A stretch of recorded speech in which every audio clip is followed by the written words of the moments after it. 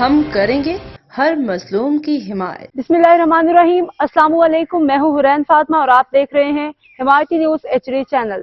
نظر ڈالتے ہیں آج کی اہم خبروں پر۔ پولیس نے ظلم کی انتہا کر دی، دماغی توازن خراب، ذہنی بیمار مریض 17 سالہ نوجوان کو چوری کیس میں گرفتار کر کے FIR درج کرنے کے بعد پٹیدن تھانہ میں سخت تشدد کا نشانہ بنا کر ادموا کر دیا۔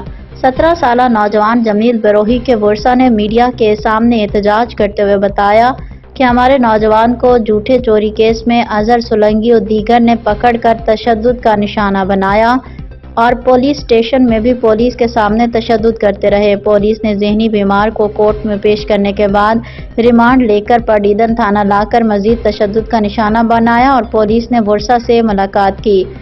20,000 نہ دینے پر مزید تشدد کیا۔ بعد ازاں نوجوان کی حالت تشویشناک ہونے پر پولیس نے زخمی نوجوان کے ورثاء کو فون کر کے جمیل بروہی کو تھانے سے لے جانے پر زور دیا۔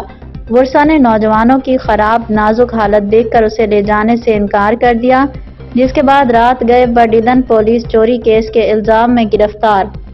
اب تک کے لیے اتنا ہی۔ مزید خبروں اور اپڈیٹ سے باخبر رہنے کے لیے دیکھتے رہیں حمایتی نیوز HD چینل۔